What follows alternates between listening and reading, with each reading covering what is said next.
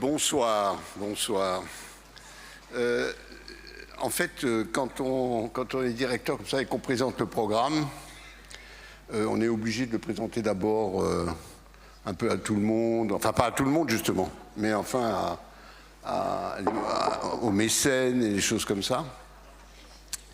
Et puis une conférence de presse ce matin. Et je veux vous dire une chose, c'est que le moment le plus agréable, c'est quand même avec vous, quoi.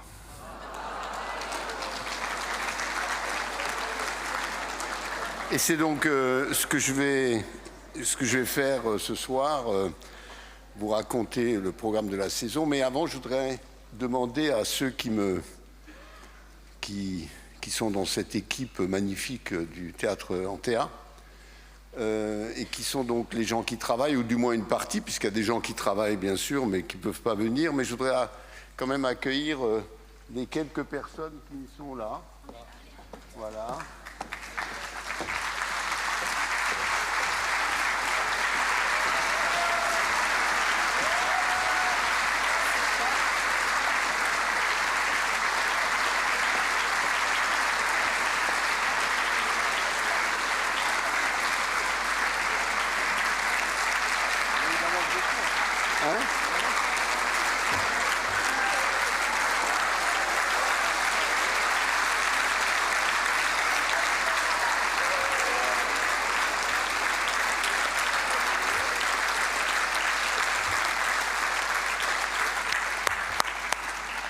Et donc, cette équipe qui est partiellement là, parce qu'encore une fois, il y a forcément des gens qui sont en technique et tout ça et qui ne sont pas avec eux.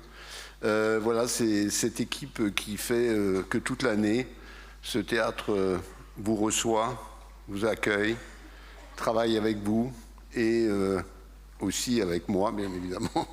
Et je voudrais les remercier là, ce soir, d'être avec nous toute cette année et toute l'année à venir. Merci encore.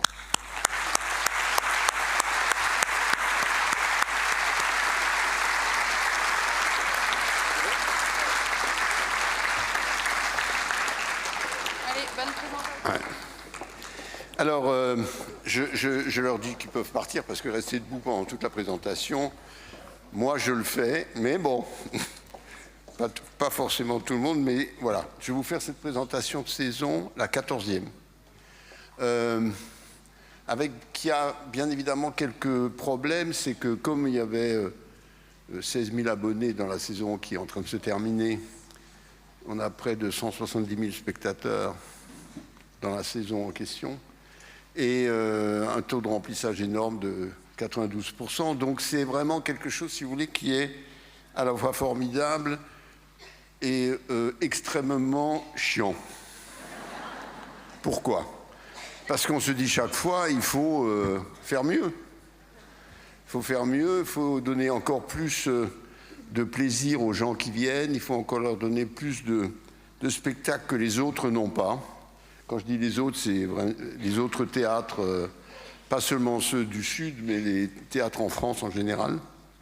Et donc, à la fois avoir des spectacles drôles, des spectacles étonnants, des spectacles magiques, des spectacles de tout genre.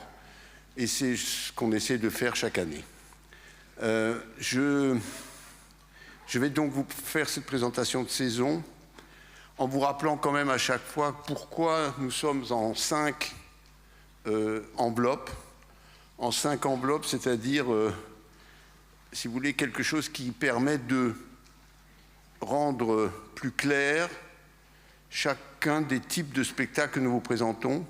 Et comme l'abonnement est la chose la plus importante de préparation de tout ça, ça vous permet aussi de savoir que dans ce que vous allez voir, cette année comme les autres d'ailleurs, vous allez voir des spectacles grand public et puis des spectacles qui ne sont même pas créés encore, ou des spectacles qui sont avec des gens inconnus mais qui sont formidables, etc.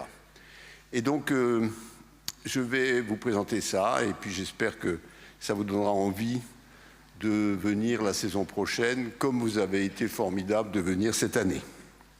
Alors l'enveloppe numéro 1, vous le savez, je suis toujours obligé un peu de m'excuser de ça, c'est l'enveloppe, je dirais, du directeur, et du directeur parce qu'il est metteur en scène avant tout.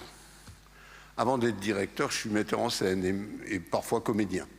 Mais metteur en scène, ça veut dire que quand vous êtes un artiste, disons, qui dirige un théâtre, c'est bien de le diriger à partir du plateau et pas à partir des bureaux. Et donc, il faut se mettre en danger aussi, si vous voulez, dans le travail artistique que vous faites.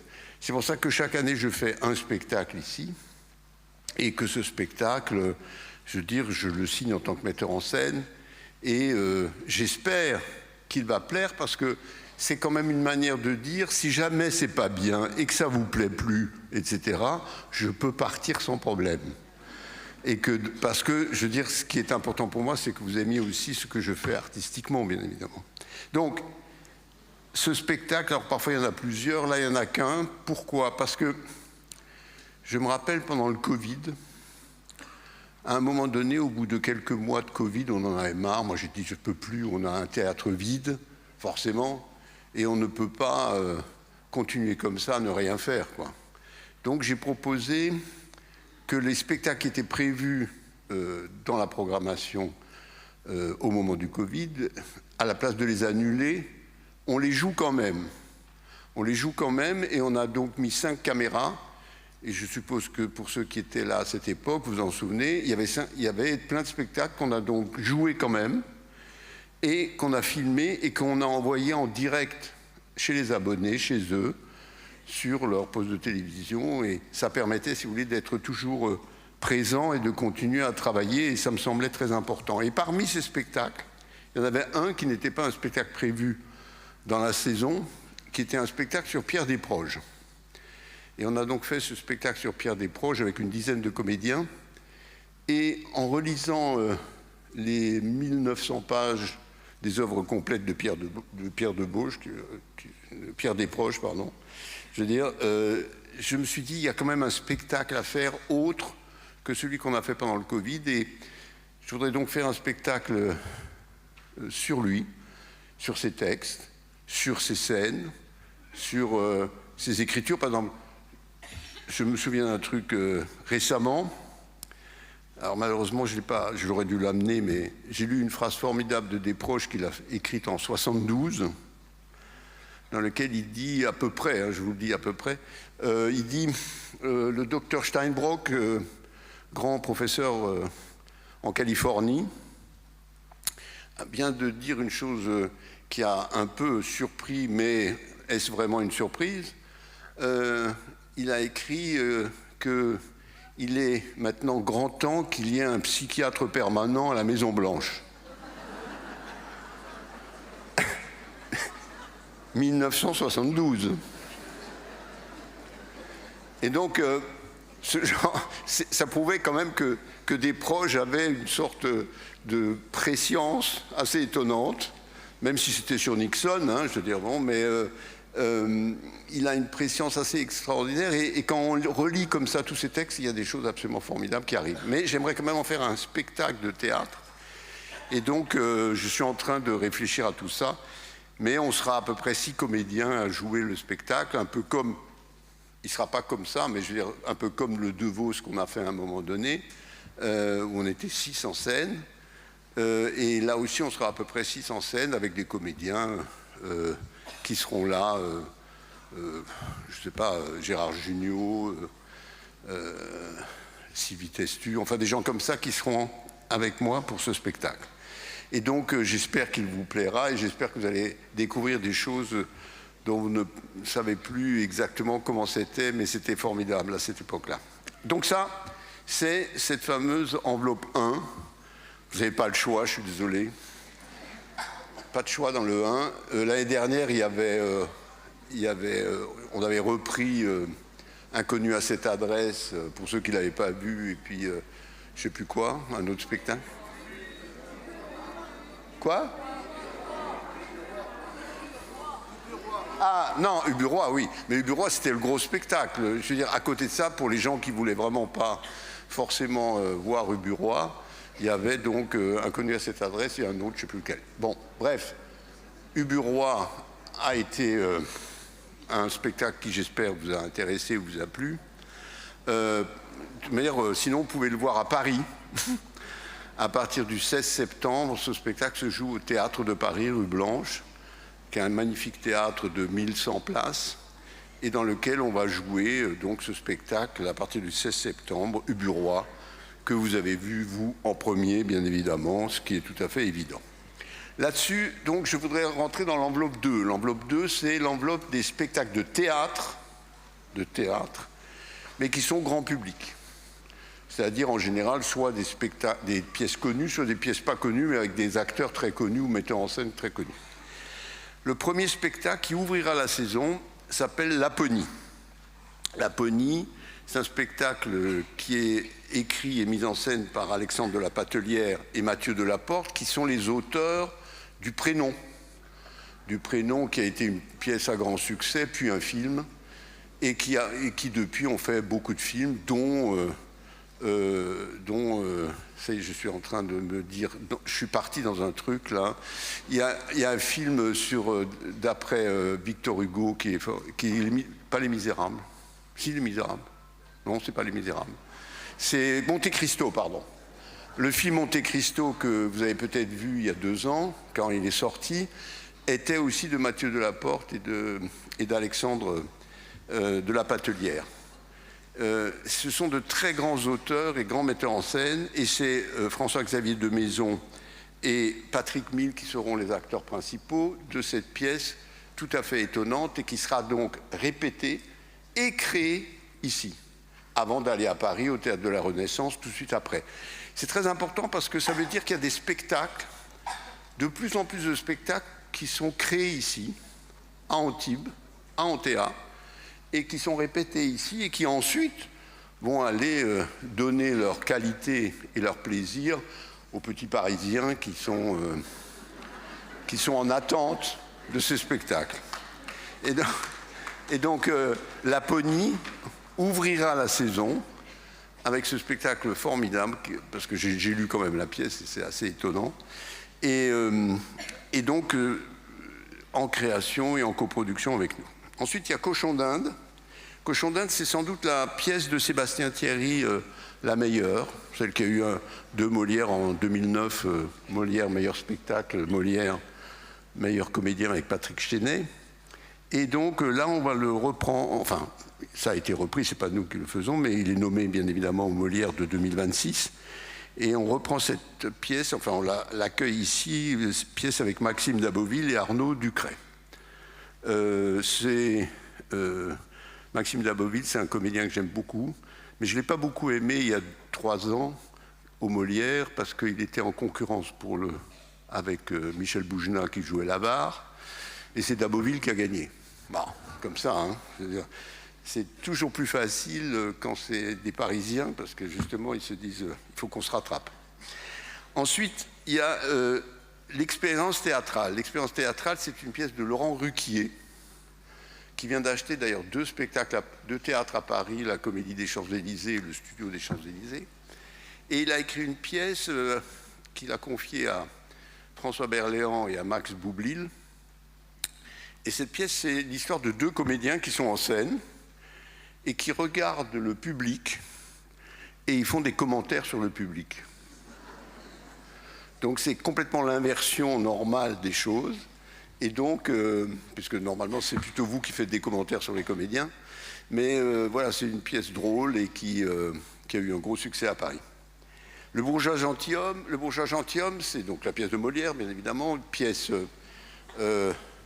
qu'en général on monte quand on veut faire beaucoup de spectacles avec une pièce de Molière, parce qu'il y a professeur de philosophie, professeur de ci, professeur de ça, et que Monsieur Jourdain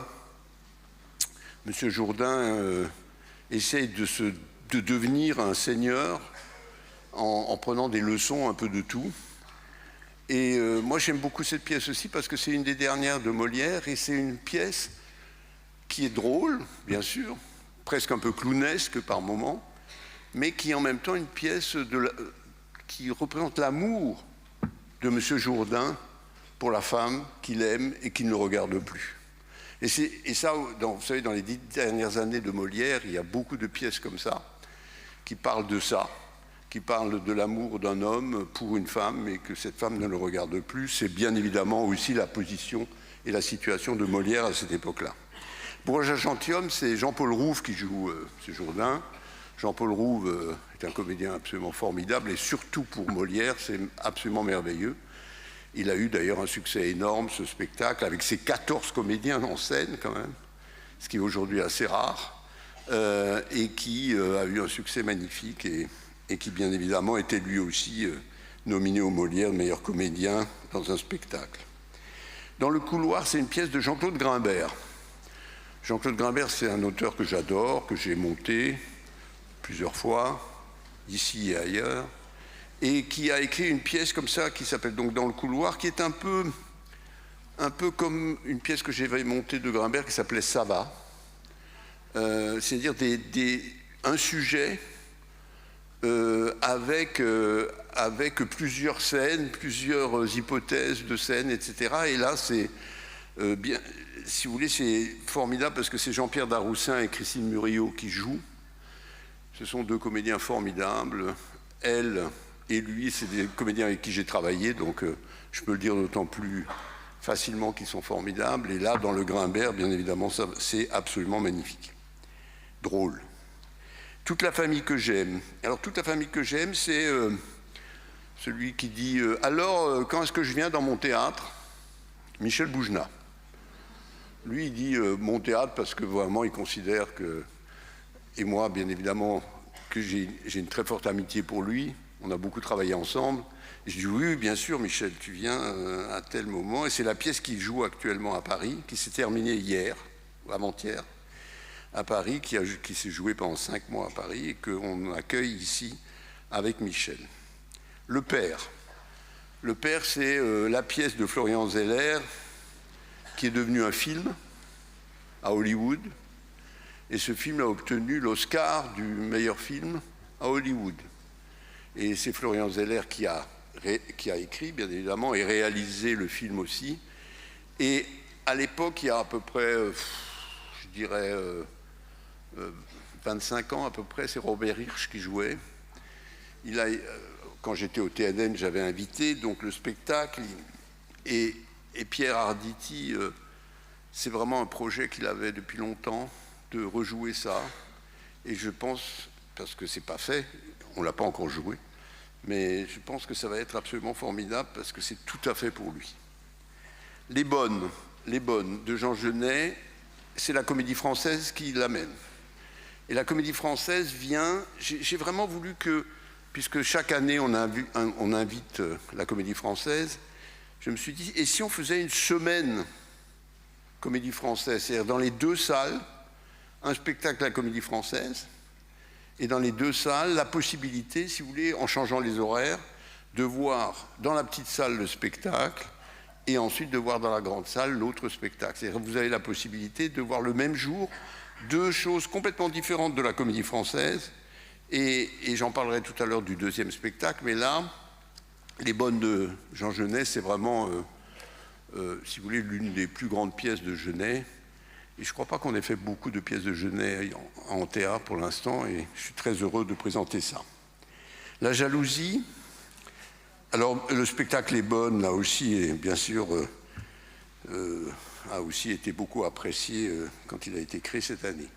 La jalousie, qui est nominé au Molière aussi en 26, c'est Michel Faux.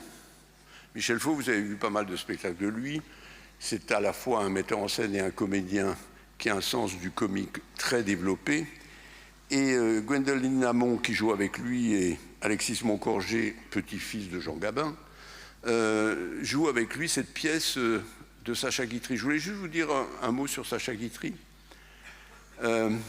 Un jour, j'ai dit, il y a longtemps, j'ai dit, je voudrais bien monter une pièce, quadrille en l'occurrence, de Sacha Guitry. Et là, comme je dirigeais un centre dramatique national, on m'a dit, mais les théâtres publics ne montent pas de Guitry. Alors, il y a plusieurs raisons pour ça. D'abord parce qu'ils considéraient que Guitry était un auteur uniquement comique, alors que c'est pas ça. Il y a beaucoup de choses tout à fait intéressantes, même si ça reste drôle. Et la jalousie, c'est plutôt dans les fins des années 20, tandis qu'après, Quadrille, par exemple, c'est 1936, pendant le Front populaire, et ça se sent. Et Guitry, qui ensuite va arriver à la guerre, et avec les problèmes qu'il a eus pendant la guerre, écrit La jalousie, et c'est une magnifique manière de rencontrer Guitry, qui, encore une fois, est souvent un peu comme ça malmené, en particulier par les intellectuels. Et moi, je trouve que c'est un auteur formidable. J'ai ensuite monté, après Quadrille, j'ai monté le Nouveau Testament, qui est sans doute la pièce la plus extraordinaire de Guitry. Ensuite, il y a un château de cartes. Alors, un château de cartes, c'est une pièce que je n'avais pas prévu vraiment de mettre dans le programme. Et puis, j'entendais de plus en plus parler de cette pièce. Elle est partie d'abord en tournée, et puis à Paris. Et ça a tellement marché que, après plusieurs mois d'exploitation à Paris, ils vont reprendre la pièce à la rentrée à Paris. Et cette pièce qui part sur des choses drôles, comiques, etc., et qui après devient plus profonde, est jouée par Gérard Darmon et Isabelle Gélinas. Gérard Darmon, que vous connaissez bien comme comédien, qui habite dans la région, et qui a trouvé là sans doute le rôle le plus important de sa vie au théâtre. Et donc c'était important pour nous de vous le montrer la saison prochaine. Murmure. Murmure, c'est une pièce de Lilou Fogli. Lilou Fogli, c'est la femme de Clovis Cornillac. Et c'est une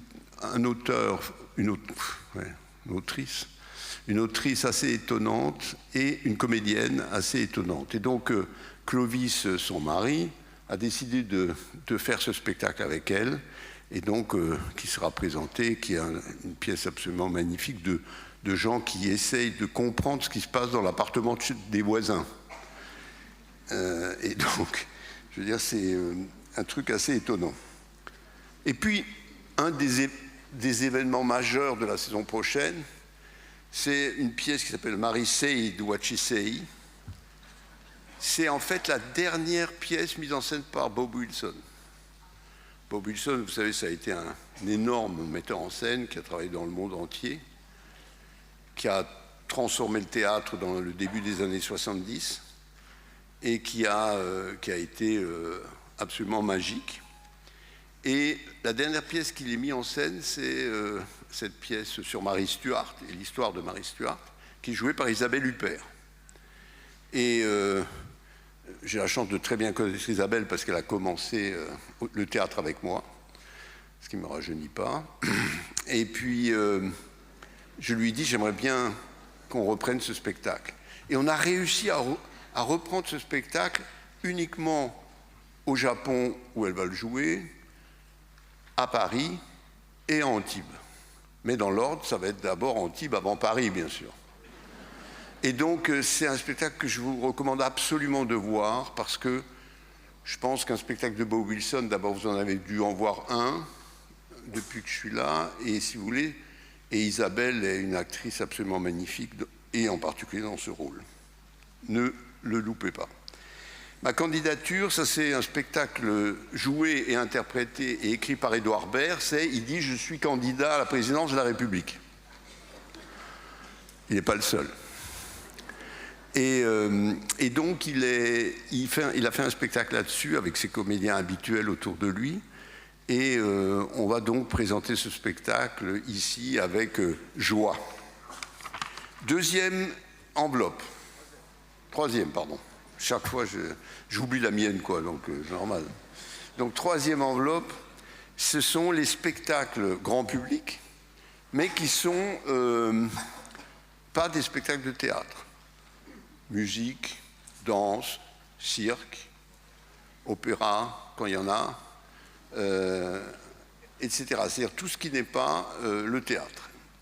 Et ça commence par un spectacle d'humour, qui s'appelle L'Âge bête. Et ce spectacle, L'Âge bête, c'est avec Michel Larocque et Kad Merad. Alors, là aussi, c'est Antea qui crée le spectacle. C'est Antea qui le coproduit. Et ce spectacle va ensuite à Paris, etc. Et donc c'est très important parce que c'est deux amis, Michel Larocque et Cade, et ils ont très envie, bien évidemment, de le commencer ici et de le répéter ici. Et donc on aura la joie d'avoir cet âge bête qui va ensuite se jouer longtemps chez les petits Parisiens. Et nous, il sera joué d'abord ici. Pierre Richard. Pierre Richard, c'est quelqu'un... je devrais... En fait, je sais ce que je devrais monter là sur... mais je n'y ai pas pensé. J'ai bien connu Pierre Richard au début de l'année 2000, je crois, parce qu'il y avait à Cuba, il y avait un festival du film français. Et Pierre y était, et moi aussi. Bon, on n'était pas les seuls, il y avait Cade, justement, il y avait plein de gens comme ça. Et il était incroyable, quoi. Il avait déjà 80 et quelques... Maintenant, il a 94 ans. Hein. Et il était absolument incroyable. C'est-à-dire que c'était le premier, quand il y avait de la musique dans les rues de la Havane, c'était le premier à aller danser dans la rue. C'était le premier à faire le fou, à se maquiller, etc. Enfin, c'est un type insensé. Et il fait un spectacle là où il raconte beaucoup d'histoires de sa vie. Je vous rappelle que c'est actuellement quand même un des comédiens les plus connus dans le monde. Je veux dire comédien français, un des plus connus dans le monde, sachant qu'Alain Delon n'est plus là. Et donc Pierre Richard, avec son fils, c'est-à-dire son fils a un orchestre de jazz, et donc c'est avec cet orchestre de jazz et son fils qu'il va faire ce spectacle, qui je crois va être assez formidable. Ensuite, il y a Du bout des lèvres. Alors c'est quoi Du bout des lèvres? Ça rappelle quoi ça? Barbara. Et c'est un spectacle de danse, c'est Benjamin Millepied qu'on a essayé d'avoir depuis longtemps ici à Antea, et on coproduit donc ce spectacle sur Barbara, et qui est donc avec un chorégraphe que tout le monde connaît maintenant et qui a été beaucoup aux États-Unis, marié aux États-Unis et puis revenu, etc. Enfin, il y a quelque chose d'assez formidable avec Benjamin Millepied, on est très heureux de le recevoir, et en plus avec Barbara. Et là aussi, on s'est dit, Barbara, ce serait bien peut-être de faire quelque chose dans la petite salle pendant que Benjamin Millepied est dans la grande salle. Et donc lui, il fait un spectacle sur Barbara, et bien nous, on a trouvé une jeune chanteuse formidable qui chante Barbara de manière extraordinaire, et donc ça sera dans la petite salle en même temps, enfin avant 19h donc, avant les 20h30 où sera le spectacle de Benjamin Millepied. Et donc là, vous avez aussi la possibilité de voir les deux spectacles sur Barbara le même soir. Ensuite, il y a Achille González. Vous connaissez, c'est ce pianiste à la fois incroyable et extraordinaire et fou, qui est très difficile d'avoir en concert parce qu'il est très demandé dans le monde entier. Et donc, on a réussi à l'avoir. Ensuite, il y a une autre personne qui travaille, enfin non, qui vit dans la région, qui est Muriel Robin. Et Muriel Robin, enfin maintenant elle vit dans la région. Muriel Robin va faire un tout nouveau spectacle qu'elle travaille depuis longtemps, qui s'appelle Infiniment Robin. Et je dois avouer que j'ai toujours beaucoup apprécié Muriel, qui est une fille assez formidable, et surtout qui là a très envie de retrouver ce qui est sa verve drôle et sa verve forte. Et elle va donc répéter le spectacle ici et le jouer ici d'abord, avant d'aller au Théâtre Marigny à Paris. Toujours les Parisiens après. Et donc voilà, on le coproduit aussi, et c'est une grande joie pour moi de voir Muriel démarrer un programme ici, un spectacle ici. Ensuite, alors un autre truc incroyable, on est lié avec James Thierry, dont vous avez vu des spectacles, bien sûr, ce petit-fils de Charlie Chaplin, qui a fait des spectacles ici nombreux et formidables. Quand j'ai vu mon premier spectacle de James, je me suis dit, waouh, il y a quelque chose de tout neuf qui est en train de se préparer. Et il est venu, on a fait des spectacles, et là, il est venu en me disant « Et si je faisais un spectacle avec ma famille ?» Parce que tous les gens de la famille de James sont des artistes de scène. Victoria Chaplin, la fille de Charlie Chaplin, qui a épousé Jean-Baptiste Thierret. Tous les deux font des spectacles absolument incroyables, de cirque, d'humour, de drôlerie, etc. La fille Aurélie fait également ça, des spectacles de cirque absolument magnifiques, très étonnants. Et puis James, bien évidemment, son frère, James, lui, il fait les spectacles que vous connaissez. Et donc, pour la première fois, ces 4 personnes vont travailler ensemble, cette famille va travailler ensemble et présenter un spectacle ensemble. James m'a dit, c'est la seule fois qu'on le fera. Parce que bien évidemment, c'est pas simple, c'est très fort, et puis il y a un côté, les meilleurs moments de chacun d'eux. Et donc ça, c'est quelque chose que j'avoue qu'on est très fiers de vous le présenter, parce que, bon, ça va se créer d'abord en Italie, dans beaucoup de théâtres italiens, puis ça ira en Inde, et puis ça viendra en France, ici. Et c'est ici que ça va commencer, avant Paris, bien sûr. C'est extraordinaire et à ne pas louper, à mon avis. Ensuite, il y a Michel Jonas. Alors, Michel Jonas, je l'ai revu là, au Nikaya, il y a 2 mois à peu près, avec un grand orchestre. Et je me suis dit, Michel, quand même, quand il est avec Yves Angelo, il y a quelque chose de plus. Bon, c'était formidable le spectacle. Hein. Il a encore une voix incroyable. Il a 82 ans. Hein. Il a une voix qui est extraordinaire. Et alors, quand je dis qu'il a 82 ans, moi je l'ai connu en 1971. Il n'y a pas beaucoup de gens qui ont des souvenirs de Michel Jonas en 71, mais il n'était pas chanteur. Il était comédien, jeune comédien, et il jouait au théâtre 71 à Malakoff. Et moi, j'étais stagiaire pendant 2 jours. Je devais rester 2 mois, mais je suis resté 2 jours stagiaire. Et donc, j'ai vu ça et on s'est connus à ce moment-là et ça a été absolument étonnant. Et là, je suis très heureux de pouvoir le représenter. Pour ceux qui n'ont pas vu, c'est formidable. Et pour ceux qui l'ont vu, c'est formidable. Parce qu'on retrouve un truc magnifique. Jean Reno. Alors Jean Reno, ça c'est un autre... alors lui, on ne l'a pas vu depuis au moins 25 ans sur un plateau. Mais il vient de là. Il vient d'une troupe de théâtre. Et bien évidemment, il est devenu ce qu'il est devenu, c'est-à-dire un grand acteur très demandé au cinéma. Et il a voulu faire un spectacle qu'on a là aussi coproduit. Et ce spectacle, je vais vous dire où est-ce qu'il va démarrer. Il va faire 30 représentations au Japon. Il ne parle pas japonais, bien évidemment. Il chante dans le spectacle et puis il raconte des histoires qui sont surtitrées pour les Japonais. Mais 30 représentations au Japon, ça veut vraiment dire qu'il a une réputation incroyable, quoi.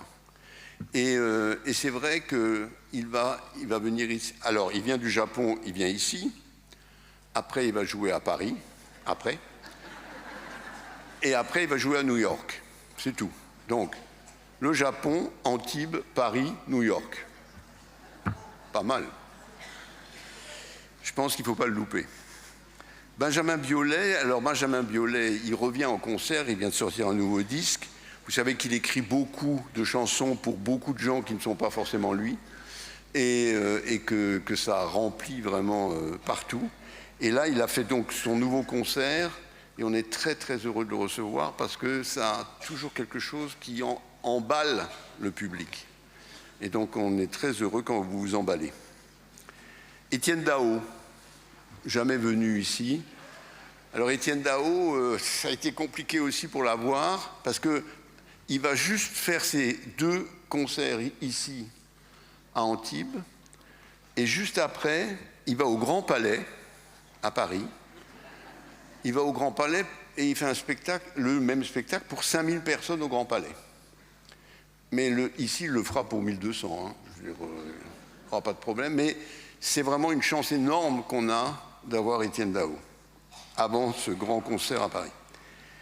Un lendemain de soir de gala, c'est Vincent de Dienne. Vincent de Dienne, qu'on aime beaucoup, est aussi un très bon chanteur. Il a donc décidé de faire un spectacle de chant. Il chante bien, très bien.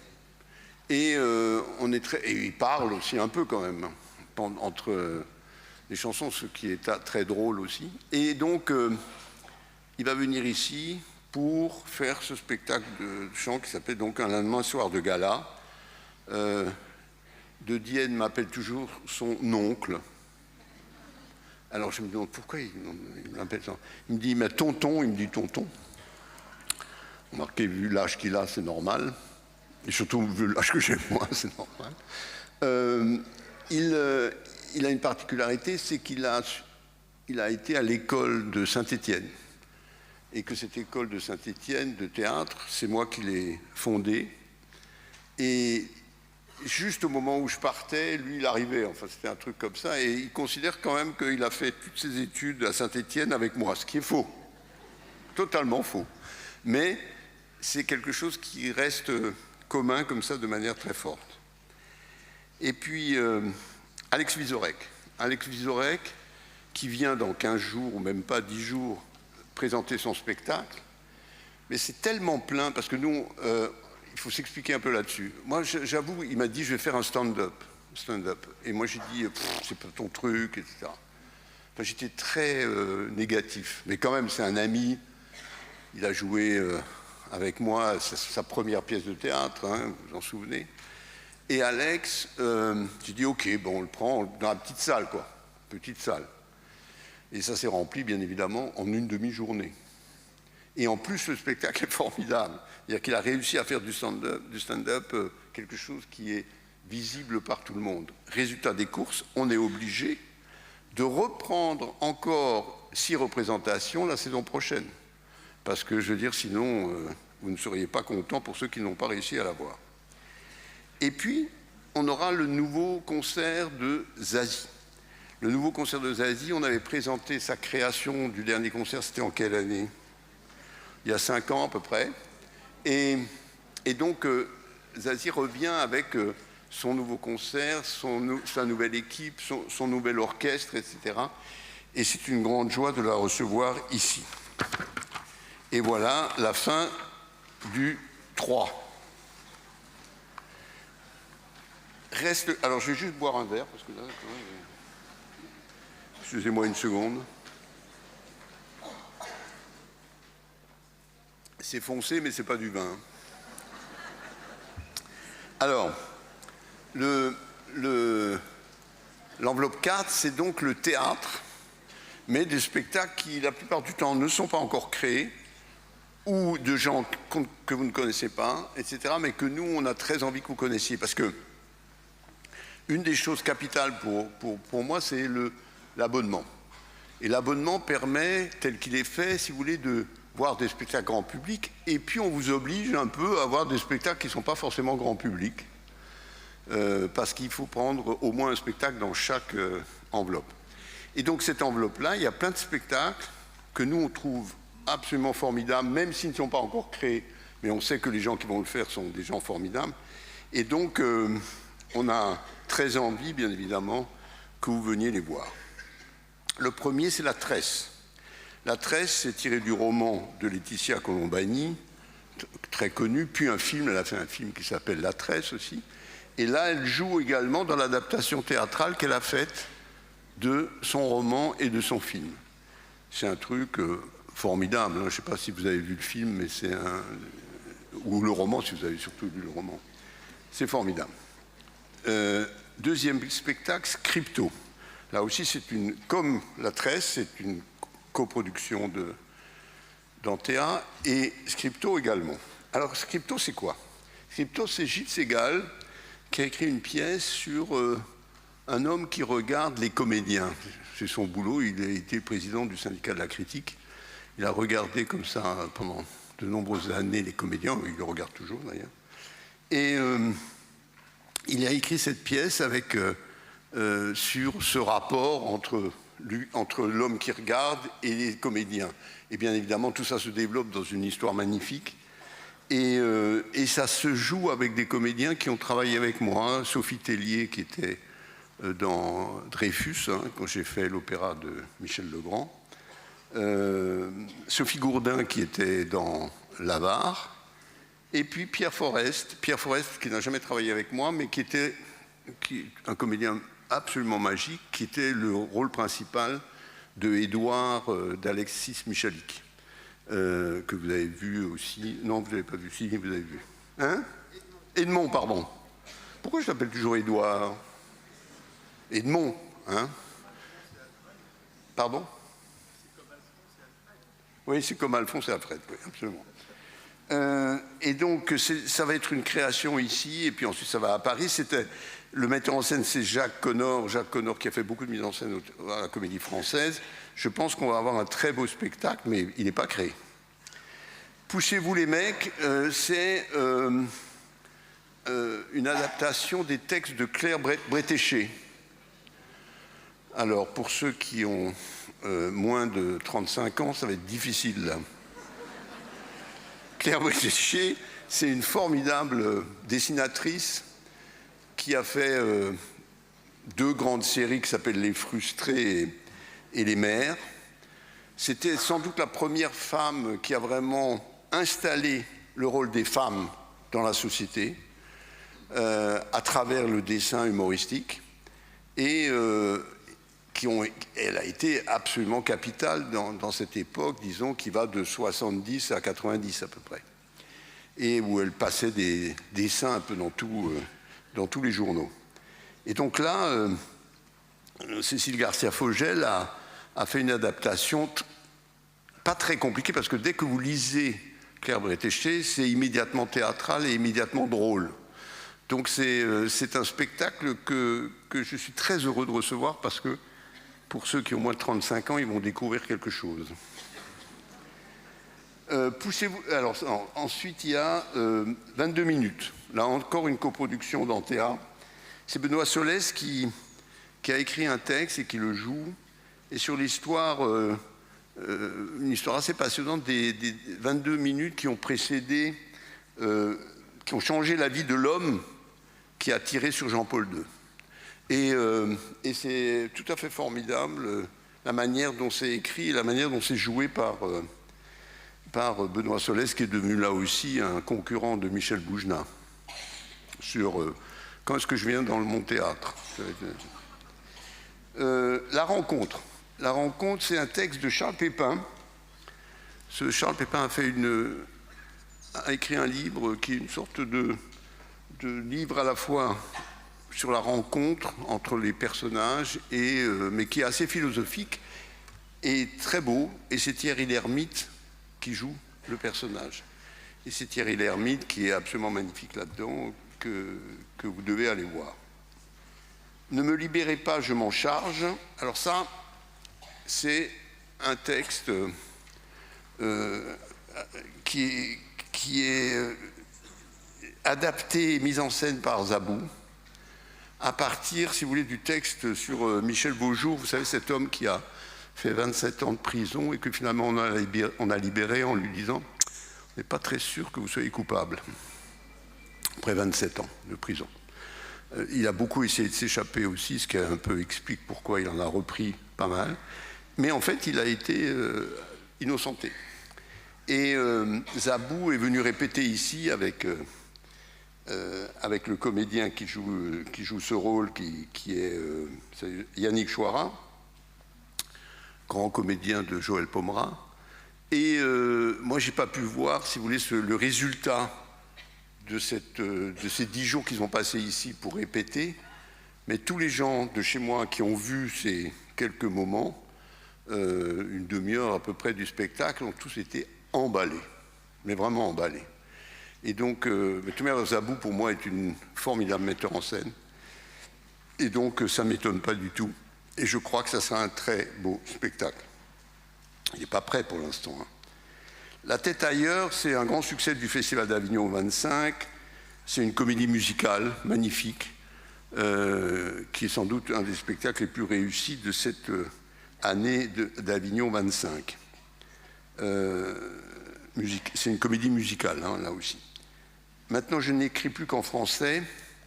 Alors ça, c'est une pièce jouée et écrite par un Ukrainien qui se trouvait à Moscou au moment de l'éclatement de la guerre provoquée par la Russie. Et à ce moment-là, lui, il était en train de devenir le grand comédien. Il était ukrainien, mais le grand comédien du théâtre moscovite. Et il a quitté, bien évidemment. Il n'a pas voulu rester en Russie quand la guerre s'étendait, et donc il est venu en France. Il a rencontré Éric Ruff, qui était le directeur de la Comédie Française. Éric Ruff a été fasciné par ce comédien, qui donc a écrit ce texte et l'interprète. Maintenant, je n'écris plus qu'en français, qui est une espèce d'hommage formidable à la France par rapport à ce qui se passe entre l'Ukraine et la Russie. Mais en même temps, je veux dire, c'est un grand comédien, et c'est un grand comédien qui va nous fasciner par son côté, bien évidemment, drôle, dramatique, sensible, mais aussi par le fait qu'il vient de l'Est et que les comédiens qui viennent de l'Est sont souvent magnifiques, surtout quand ils sont comme lui. Ensuite, il y a l'affaire Dreyfus. Alors, l'affaire Dreyfus, c'est Philippe Collin, vous savez, ce journaliste qui fait des grandes émissions sur des hommes. Par exemple, il a fait un spectacle sur Blum, et là, il fait un spectacle sur Dreyfus, et un texte, bien sûr. Il a écrit un bouquin, d'ailleurs, qui vient de sortir, le bouquin qui sert de base au spectacle. Et en fait, ça se passe comme dans un studio de radio. C'est-à-dire qu'il y a à la fois, si vous voulez, le côté radio, avec les bruitages, avec les gens du son, avec les gens qui interviennent, etc. Et en même temps, c'est un spectacle. C'est le spectacle de Dreyfus à la radio, tel que c'est fait par Philippe Collin. Et c'est tout à fait formidable. C'est encore une coproduction que nous faisons avec Toulon. Et c'est un moment tout à fait formidable qui vient d'être fait. On va tous être d'accord ou pas. Là, c'est Anne Le Naine, qui est l'épouse de Muriel Robin, qui a écrit une pièce et qui l'a mise en scène, et avec une comédienne formidable qui s'appelle Marie Beau. Et cette pièce est bien évidemment une pièce sur les femmes, une pièce LGBT aussi, et qui défend avec humour et sensibilité toute l'idée même qui est soutenue par le féminisme et, plus loin, LGBT. 20 milieux sous les mers, c'est Valérie Lescaut et Christian Eck, qui sont deux comédiens de la Comédie Française, qui depuis plusieurs années font des spectacles magnifiques, des spectacles très visuels.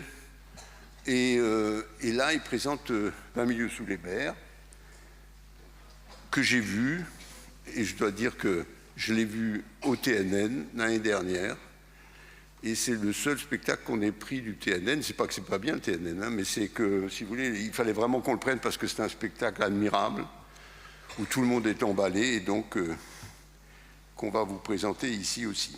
Et puis arrive la création du spectacle sur Rimbaud, que fait Clément Altos. Clément Altos, vous savez, il a fait... Pardon, j'ai quoi? Ah oui, j'ai oublié le jeu de l'amour et du hasard. Il y en a tellement. Le jeu de l'amour et du hasard, donc c'est là aussi la pièce de Marivaux, bien sûr, grand succès du Festival d'Avignon, et qu'on va présenter ici, avoir un autre spectacle que le Molière du Bourgeois Gentilhomme, un autre spectacle classique, c'est important. Et je vous parlerai tout à l'heure un tout plus loin de Corneille. Et puis Rimbaud, donc, c'est Clément Altos qui fait depuis plusieurs années des spectacles sur Baudelaire, sur La Fontaine, tout en étant toujours sur des textes littéraires à travers lesquels il apporte de la musique, qu'il compose ils chantent, etc. Et ça donne quelque chose de tout à fait inhabituel qui est, si tu veux, comment sur des textes littéraires, on peut amener quelque chose qui devient une comédie musicale. Et ça, il le fait formidablement bien. Simone Veil, c'est Christiana Reali qui a fait ce texte qui a marché magnifiquement, et bien évidemment, un texte de Christiana sur Simone Veil, on ne peut pas le louper, même si on n'est pas à Nice, ici, mais à Antibes. Mais Nice, c'est pas loin. Le Cid pète un câble, ça s'appelle. Et alors là, c'est Caroline Vigneault qui a eu l'idée formidable de reprendre. 1636, c'est le moment où le Cid apparaît en France, et quand il paraît en France, il est assez étonnant parce que ça, tout d'un coup, ça change complètement les perspectives sur le théâtre. Et Corneille a réussi à transformer complètement les perspectives sur le théâtre. Et en faisant ça, il a bien évidemment, je veux dire, ramené un peuple nouveau et des jeunes, etc., vers le théâtre. Et Caroline Vigneault essaie de faire la même chose avec le Cid, en réécrivant quand même un peu la pièce de Corneille, et elle ramène un peuple incroyable vers Corneille, même si c'est encore une fois transformé un peu, et c'est pour nous formidable aussi de présenter ça. Je suis trop vert, là aussi c'est un spectacle qui a été nommé aux Molières, et qui est un spectacle de David Lescaut pour les jeunes. C'est un spectacle pour les jeunes, mais bien évidemment, il n'y a de spectacle pour les jeunes que s'ils sont visibles aussi par les adultes, et réciproquement d'ailleurs. Et donc, c'est un spectacle formidable qui a été joué au Théâtre de la Ville la saison dernière et que nous vous présentons cette année. Solstice, c'est un théâtre musical aussi. C'est un théâtre musical, mais qui est fait par Thierry Vincent, qui a souvent fait des mises en scène chez nous ici. Et là, c'est effectivement avec des chanteuses, des musiciens, etc., où il essaye de mettre en place le fameux mythe du roi Midas et les esprits de la nature autour, tout ça en musicalement et de manière très forte. L'événement, c'est ce dont je vous parlais tout à l'heure, c'est le spectacle de 19h de la Comédie Française. Donc, un texte d'Annie Ernaux, prix Nobel de littérature, je vous rappelle. Et si vous voulez, Françoise Gillard qui fait ce spectacle, qui là aussi est tout à fait étonnante et mise en scène par Denis Podalides. Donc c'est à 19h, juste avant d'aller voir les bonnes. Du charbon dans les veines. Du charbon dans les veines, c'est un spectacle qui a eu 5 Molières l'année dernière, c'était vraiment le spectacle le plus primé. Et c'est, je dois dire, assez formidable, quoi. Pourquoi ? Parce que c'est l'histoire de mineurs du Nord qui ont décidé de se réunir pour regarder la Coupe du Monde de football en 1958. Et donc c'est vraiment 1958, les mineurs, c'est très important, hein, que ce soit dans le Nord, que ce soit à Saint-Étienne, tout ça, c'est vraiment ce qui forme la base de la société de ces villes-là. Et donc là, ils regardent la Coupe du Monde de football de 58, celle où il y avait, pour ceux qui savent, c'est encore pire que Bretéché, c'est-à-dire où il y avait Coppa, Fontaine, Piantoni, Vincent, enfin tous les mecs incroyables qui ont été 3e à la Coupe du Monde. Espérons que ça servira à quelque chose pour la prochaine. Et la pièce est absolument extraordinaire, parce que je veux dire, à travers ça, on voit toute la vie et tous les espoirs, toutes les humeurs drôles de ces mineurs du Nord, et qui vont tout d'un coup, je veux dire, trouver une vie à travers la télévision qu'ils regardent et à travers, bien évidemment, les histoires qui peuvent se raconter entre eux et qui ont une saveur absolument formidable. Electric Dream. Electric Dream, c'est la troupe associée du Théâtre en Théâtre, c'est-à-dire Collectif 8. Collectif 8 qui joue d'ailleurs actuellement, non ? Ouais. Et qui vont faire un spectacle sur Blade Runner et le film de Ridley Scott, adapté au théâtre et de manière assez étonnante et assez forte. Ils vont donc le présenter en mars, je ne sais plus, mars, et ils sont en train de le travailler déjà, parce que la particularité de Collectif 8, dont je suppose vous avez déjà vu des spectacles, c'est une espèce de formidable osmose qui existe entre la vidéo et le théâtre. C'est-à-dire que la vidéo est quelque chose qui marche pendant tout le spectacle et qui, je veux dire, permet de voir de manière complètement différente ce que peut être un roman comme celui de Philippe Dick, Blade Runner. Ensuite, il y a En attendant Bojangles.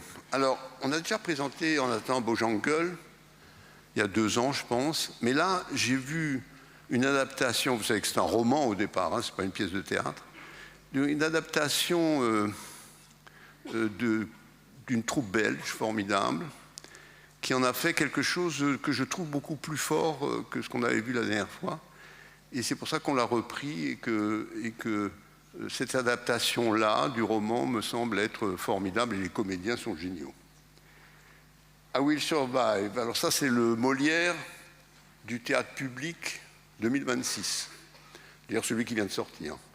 C'est une troupe qu'on aime beaucoup qui s'appelle les Chiens de Navarre, qu'on n'avait pas réussi à faire venir à cause du Covid, justement, hein, autant que je me souvienne. À cause du Covid, on n'avait pas pu les faire venir deux fois ou une fois. Et puis l'année dernière, il y avait encore quelque chose, un problème, alors qu'on voulait les faire venir. Là, ça y est, ils arrivent. Et en plus, ils arrivent avec le Molière du meilleur spectacle. Le Mal de mer, là, c'est une pièce de Pierre-Olivier Scotto, avec Max Boublil, Claire Nadeau et Pierre-Olivier Scotto. C'est une pièce qu'on va présenter dans la petite salle et qui a été nominée au Molière, là, de 26.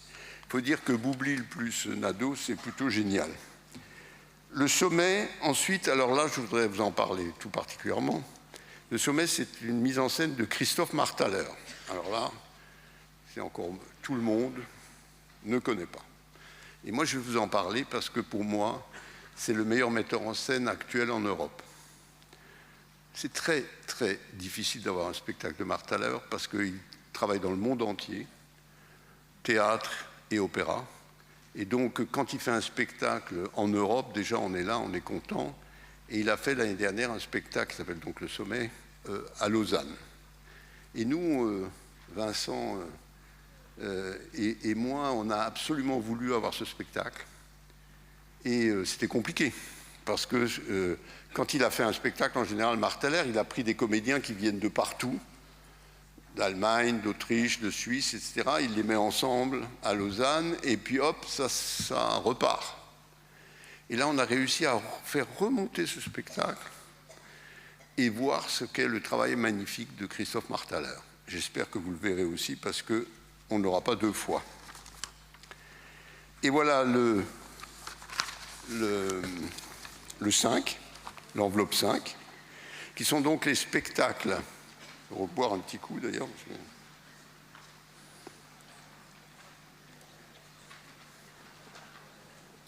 Je croyais que c'était devenu du vin, mais pas du tout. Et donc, les spectacles de l'enveloppe 5, ce sont les spectacles vivants qui ne sont pas du théâtre, mais qui sont aussi des choses qu'on ne connaît pas ou qu'on n'a pas vues ou qui ne sont pas encore créées, etc. La même chose que le 4 pour le théâtre, le 5 pour toutes les autres formes de spectacles vivants. Alors ça commence déjà par, dès le mois de juillet là, de cette année, on va présenter un spectacle ce qui s'appelle des tributes. Marche très, très fort, vous savez, les choses où on fait la musique d'un groupe très connu ou d'un chanteur très connu, qu'on reprend comme ça. Et là, c'est ABBA. On veut faire un spectacle qui s'appelle ABBA Dream. Et c'est un spectacle que j'ai vu et qui m'a convaincu que les tributes, c'est intéressant quand même. Et donc, voilà, ça commencera le 8 et le 9 juillet, ici à Antibes. Le tour de chant de Barbara. Alors, j'ai dit tout à l'heure qu'il y avait une chanteuse qui allait faire en même temps que Sur le bout des lèvres de 1000 pieds, qui s'appelle Romane Minguet. Et vous allez voir que c'est une chanteuse incroyable, quoi. et elle est Barbara. Moi, quand je l'ai vue, ça m'a scié, je dois dire. Ensuite, il y a un moment incroyable, Has Been. Là, c'est Sidi Larbi Charkaoui que vous connaissez, c'est ce grand chorégraphe qui présente pratiquement une fois tous les 2 ans ici un nouveau spectacle. Et puis Martin Zimmermann, qui est d'un autre groupe suisse, qui est un clown, un danseur, un théâtreux en même temps. Et les deux ont décidé de faire un spectacle ensemble. Ça n'est jamais arrivé. Et donc, entre le grand chorégraphe Sidi Larbi Charkaoui et je dirais le grand clown qui est Martin Zimmermann, ils vont faire un spectacle dont on ne sait absolument pas ce que ça va être, mais quand on a des images, on se dit déjà que ça va être assez étonnant. Ensuite, il y a Jeanne Chéral, le concert de Jeanne Chéral. Je veux dire, vous connaissez la chanteuse, elle vient avec ses musiciens, etc., et avec toutes les nouvelles chansons qu'elle a fait récemment, avec un grand succès. Ensuite, il y a Elda. Elda, c'est en fait un croisement entre le cirque, la danse, le théâtre, cette espèce d'interférence en fait entre les différentes formes de spectacles vivants qui sont en train de s'interpénétrer et de voir une pièce de théâtre où il y a en même temps des gens qui chantent, en même temps du cirque, en même temps de la danse. C'est quelque chose qui est devenu vraiment une forme aujourd'hui très importante, et c'en est une là pour Elda. Her Voice, alors ça c'est le Festival de danse de Cannes, vous savez qu'on est associé avec eux et qui présente tous les ans un spectacle ici. Là, c'est Her Voice, et c'est Marion Barbeau qui a une danseuse étoile très connue, puisqu'elle a été le personnage principal du film de Cédric Clapiche qui s'appelle Encore, avec Encore en 2 parties. Amandine Lourdel. Amandine Lourdel, c'est un spectacle d'humour. Et alors là, il y a un truc un peu embêtant qui s'est passé, c'est que entre le moment où on a dit on va prendre Amandine Lourdel et aujourd'hui, elle est devenue quasiment une star. Et nous, on l'a mis dans la petite salle. Donc ça va être compliqué. Mais voilà, on l'a prise parce qu'on considère que c'est vraiment formidable et que, on n'est pas les seuls à penser que c'est formidable. Donc si jamais vous voulez prendre ce spectacle, dépêchez-vous. Casse-Noisette. Alors Casse-Noisette, Jean-Claude Galota. Vous avez vu, je pense, si pour les gens qui ont vu Cher Cinéma l'année dernière, et Galota est vraiment le chorégraphe, enfin un des 3 grands chorégraphes français depuis 30 ans. Et il fait des spectacles absolument magnifiques. Et là, il a pris la pièce,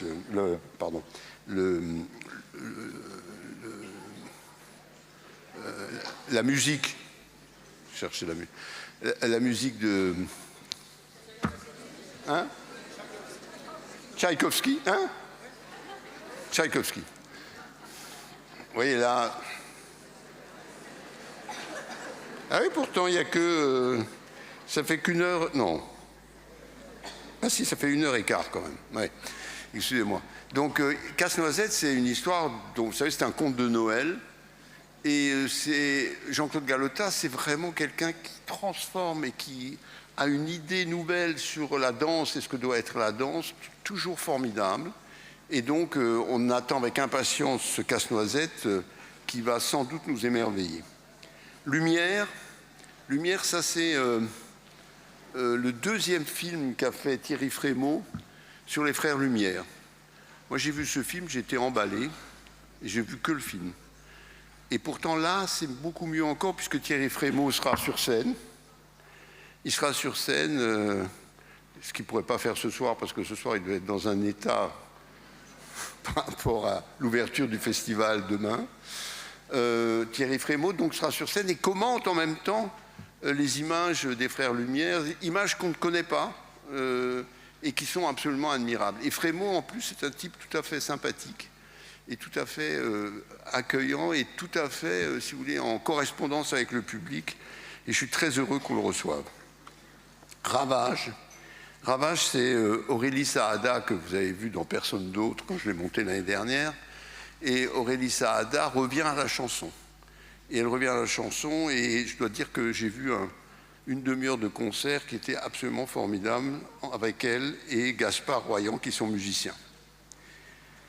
Ensuite, il y a le concert du Nouvel An. Le concert du Nouvel An, donc c'est le concert de la ville d'Antibes.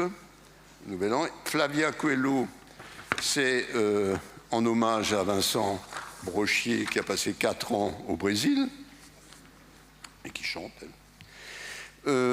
Ensuite, il y a le Pas du Monde. Ça, c'est la compagnie XY, compagnie de cirque qu'on a déjà fait venir plusieurs fois avec Il n'est pas encore minuit ou avec Möbius, une des 2 grandes compagnies de cirque françaises.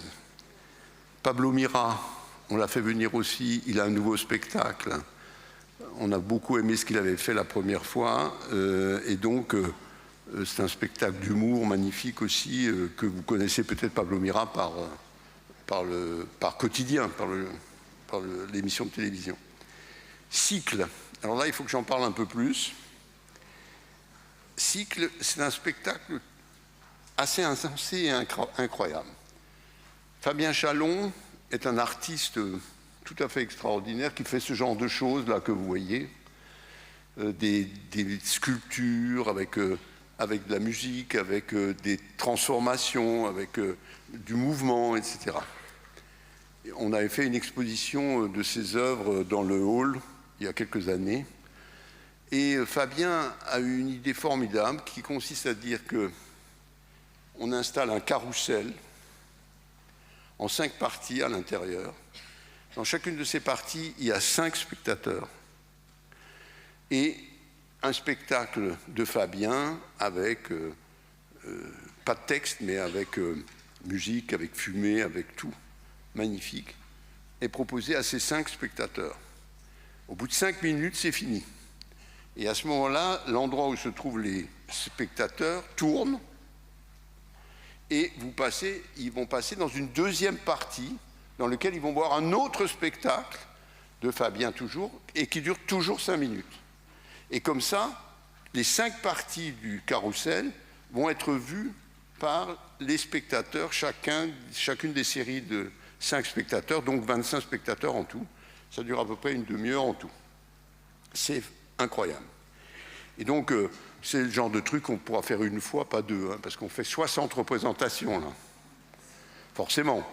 Un truc, si on veut avoir un truc d'une demi-heure et qu'on le garde pendant une semaine, ça fait beaucoup de représentations. Ça se passera dans la petite salle. Donc, ça dure une demi-heure. Et c'est quelque chose que vous ne verrez plus jamais. Je vous le conseille vraiment. Le Fantôme de l'Opéra, c'est un spectacle musical adapté de l'œuvre de Gaston Leroux, comme l'ont fait les Américains, comme l'ont fait les Anglais. Et là, c'est l'adaptation française du Fantôme de l'Opéra qu'a écrite Benoît Solès avec de la musique, avec des chanteurs, etc. Et qu'on va monter pour la première fois ici. Nature morte, ensuite. C'est la 2e grande troupe de cirque, le Cirque Leroux, qui est aussi venu assez souvent ici avec The Elephant in the Room, avec La Nuit du Cerf, avec Entre Chiens et Louve. Ils sont venus souvent et c'est une troupe de cirque absolument extraordinaire. Stéphane Escher. Stéphane Escher, il est venu aussi ici. Et là, il est seul avec la musique. Il parle, il raconte des textes, il chante. Moi, j'étais un peu j'avais un peu de doute là-dessus, donc je suis allé le voir et c'est formidable. Je suis allé le voir à Lyon et c'est formidable. Abdel Malik, on l'a déjà vu ici, il a un nouveau spectacle de musique, de chant, de danse. Et donc on est très heureux de recevoir son nouveau spectacle. Christophe Lévesque fait une revue de presse chaque année et là, c'est la présidentielle. Ça promet. Et il vient le 1er avril. Encore mieux. Pour faire son spectacle sur la présidentielle de 2027. Classique, c'est un ballet, pas comme les autres, parce que Victoria d'Auberville qui fait ça, mise en scène par Paul Pasco, le frère de l'autre Pasco. s'appelle comment ? Ah oui, bah oui, c'est simple en plus. Panayotis Pasco, donc son frère, fait ce spectacle et qui est assez formidable puisque, en fait, c'est l'histoire de la danse classique ou folklorique, jusqu'à la danse d'aujourd'hui, c'est-à-dire quelque chose qui n'a plus rien à voir avec ça, mais qu'une transformation de la danse telle qu'elle était. Et le spectacle est absolument magnifique, il a fait un gros succès à Paris, et je suis très heureux qu'on ait réussi à l'avoir. Birds on a Wire, ça c'est le groupe Moriarty, 2 chanteuses, musiciennes, qui ont des voix absolument sublimes, et qui font un concert à 2 comme ça, très beau, très, je dirais presque divin, tellement c'est fort comme ça. Et puis le nouveau journal d'Édouard Baird à Antibes. Vous savez qu'Édouard Baird avait fait un spectacle il y a 2-3 ans, je ne sais plus, à Antibes avec ses comédiens, mais aussi les gens d'Antibes qui venaient avec ce qu'ils savent faire comme spectacle. Et il avait mis tout ça dans un spectacle qui s'appelait le Journal d'Antibes. Et là, il fait un nouveau Journal d'Antibes, tout à fait nouveau, mais dans lequel il va aussi faire venir et faire interpréter des gens qui sont les gens d'Antibes, qui ont des choses à montrer. Et voilà. Et enfin, il y a Yann Marguet. Yann Marguet, c'est le Suisse qui me fait, moi, beaucoup rire dans Quotidien, qui fait un spectacle magnifique aussi, très drôle, et qu'on est très content d'accueillir. Et je viens de finir la programmation.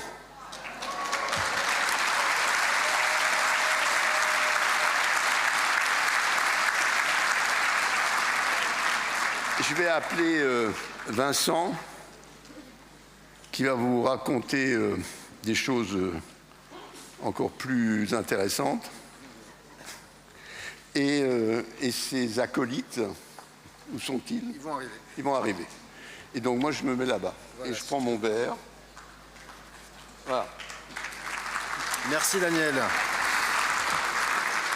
Bonsoir à tous, merci d'être aussi nombreux et merci de votre patience pour écouter ce défilé de 79 spectacles. Daniel a juste oublié les immersions, vous savez, cette rencontre entre le spectacle vivant et les arts numériques qu'on propose au printemps, au moment où les jours deviennent à nouveau agréables. Et d'ailleurs, il y a encore 2 immersions, le 30 mai et le 6 juin, et je vous invite à venir voir un peu ce qu'on vous a réservé, c'est assez étonnant. Moi, je suis là juste pour vous donner quelques détails pratiques, vous connaissez déjà, mais je vais très vite. On vous recommande de vous abonner, vous savez, on croit fortement à ça, c'est très simple pour s'abonner. Il faut remplir le bulletin d'abonnement, un spectacle minimum dans chacune des 5 enveloppes. Après, vous pouvez compléter avec une date de repli, s'il vous plaît. Ça nous permet, en tout cas quand vous faites des dépôts, de traiter les choses plus rapidement. Vous complétez votre abonnement avec tous les spectacles que vous voulez. Vous avez 30% de réduction. Et puis, vous pouvez faire cet abonnement à partir du samedi 16 mai à 9 h en ligne. Vous pouvez aussi... Comme vous le savez, alors en ligne, je vous dis, vous pouvez aussi déposer vos abonnements, vous pouvez aussi nous les envoyer, vous pouvez par courrier également. Abonnement en ligne ou venir sur place. Abonnement en ligne, pourquoi? Parce que si vous le faites sur votre ordinateur, vous avez une file d'attente virtuelle qui a encore amélioré cette année, qui vous trie et vous permet d'accéder en ligne et de choisir vos places. Vous avez 45 minutes pour finaliser votre abonnement. Je vous conseille de l'avoir préparé en amont. Vous avez la possibilité de choisir votre placement et la représentation en fonction des places. Petit conseil, le public spontanément va vers la première représentation. N'hésitez pas à prendre la 2e ou la 3e quand il y a une série. Vous avez en général de meilleures places. Et vous avez aussi en ligne, quand vous vous abonnez en ligne, la possibilité, une fois que vous avez conclu votre premier abonnement, d'ajouter des spectacles supplémentaires.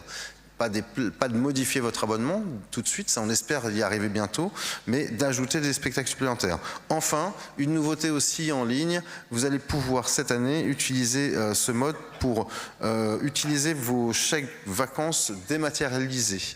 C'est-à-dire qu'aujourd'hui, grâce à Paybox, qui est le système de paiement, sans entrer dans les détails, vous aurez la possibilité de payer avec une partie de votre abonnement, avec ces chèques vacances dématérialisés. Si jamais cela n'aboutit pas, n'insistez pas, réglez une partie et vous apportez le reste ici directement. Vous pouvez également vous abonner sur place. Il y a 30 personnes qui ont été recrutées la semaine dernière et qui sont en train d'être formées à la saison et puis à l'abonnement, à la prise d'abonnement. Ils seront sur place une bonne douzaine à vous accompagner pour vous permettre de vous abonner ici. Ça sera donc à partir de samedi 9h. Nous vous accueillons dans la grande salle pour que vous soyez bien confortablement installés pendant qu'on vous amène au premier étage pour s'occuper de vous. On vous demande là encore d'avoir votre abonnement, votre bulletin d'abonnement complété pour que ce soit le plus efficace possible. Enfin, vous pouvez déposer vos abonnements à partir de ce soir. Ils seront traités à partir de samedi matin à 9h par le reste de l'équipe des abonneurs, puisque sur ces 30 personnes, il y en a une douzaine qui vous accueillent directement, il y en a une douzaine qui traitent les dépôts, et il y en a 7 ou 8 qui sont au téléphone pour vous répondre si jamais vous avez des questions. Vous pouvez les déposer, comme je vous l'ai dit, dans l'urne qui vient d'être installée pendant que Daniel nous présentait la saison ici. Les modifications, dans ce cas-là, des abonnements et les ajouts seront possibles à partir du mardi 26 mai à 15h. Voilà, je ne vais pas beaucoup plus loin, si ce n'est pour vous dire que avec notre partenaire de billetterie, nous avons développé encore davantage l'espace personnel qui permet d'avoir en ligne l'accès à toutes vos réservations à tout moment. C'est en train de bien progresser et vous pouvez opter d'ailleurs, on vous le conseille, pour le billet virtuel lorsque vous finalisez votre abonnement, et vous avez donc vos tickets qui apparaissent en billet virtuel sur votre ordinateur et sur votre téléphone, et ça fait office de votre billet papier. Si vous voulez vraiment venir et que vous nous aimez beaucoup, vous avez l'abonnement 100% Passion. Il y en a 79 des spectacles, on vous l'a dit. Ça coûte 2104 € à l'orchestre, 1510 € au balcon. Vous étiez encore 55 à choisir cette option la saison dernière. On verra bien combien de courageux seront là. Vous pouvez aussi également attendre l'ouverture de la billetterie à l'unité. Ça sera à partir du 5 septembre à 15h. Là, on ne peut pas vous promettre grand-chose sur les places qui seront encore disponibles. Voilà, je vous remercie de votre attention. Je vais appeler mes collègues Flore Courturier, qui est chargé des relations avec le jeune public, et Théo Lemonnier, chargé des relations avec les entreprises, pour vous présenter rapidement et très rapidement la suite des choses. Sachez je reprends la parole juste après pour vous dire qu'on sera là pour vous accueillir aussi au 5e et la brasserie pour vous accompagner si vous en avez besoin. S'il vous plaît. Oui. Bonsoir à toutes et à tous. On est du coup l'équipe des relations avec les publics.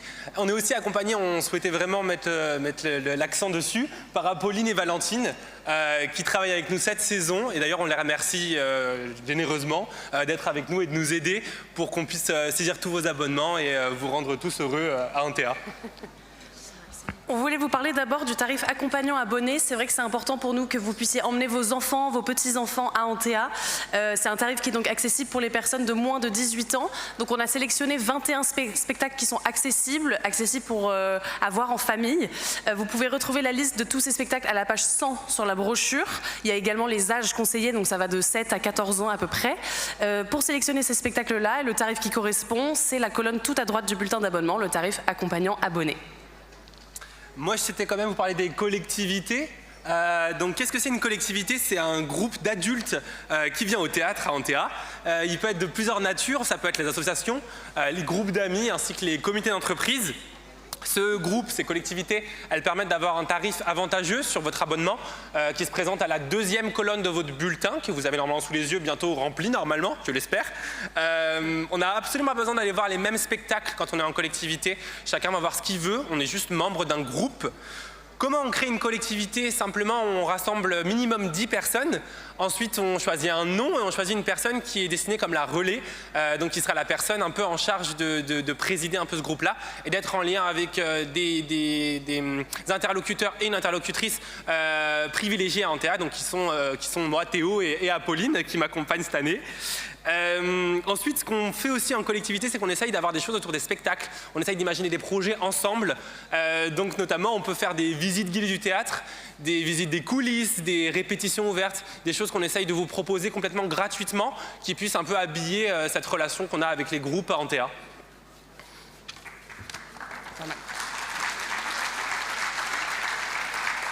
On voulait aussi vous parler de quelques propositions autour des représentations, notamment les bords plateaux. Ce sont des rencontres avec les équipes artistiques à l'issue de certaines représentations directement en salle après le spectacle. On vous invite vraiment à réserver vos spectacles sur ces dates-là. La liste complète de ces bords plateaux est justement sur la page 100 de la brochure. On vous invite vraiment à réserver sur ces dates-là. C'est des moments très conviviaux avec les artistes. On met en place aussi des ateliers de pratique qu'on appelle les masterclass.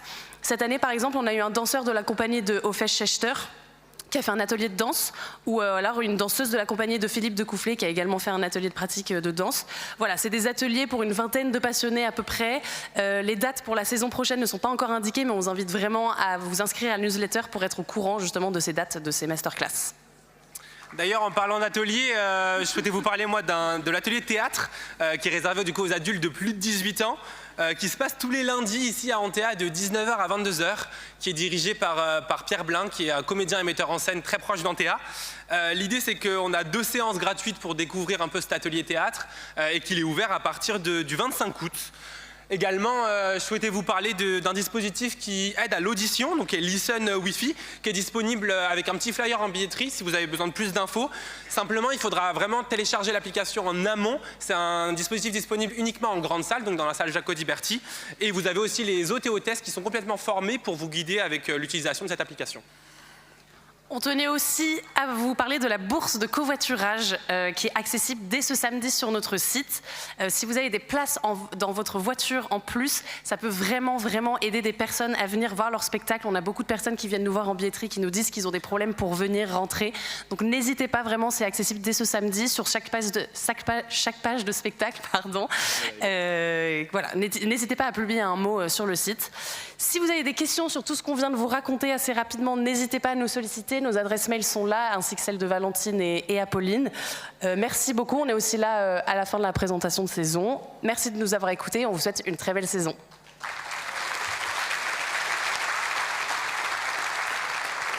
Merci Théo, merci Flore, merci à tous de votre attention. On vous laisse remplir vos bulletins d'abonnement. On est à votre disposition si vous le souhaitez à la brasserie du Bas ou au 5e ou toute la semaine ici pour vous accompagner.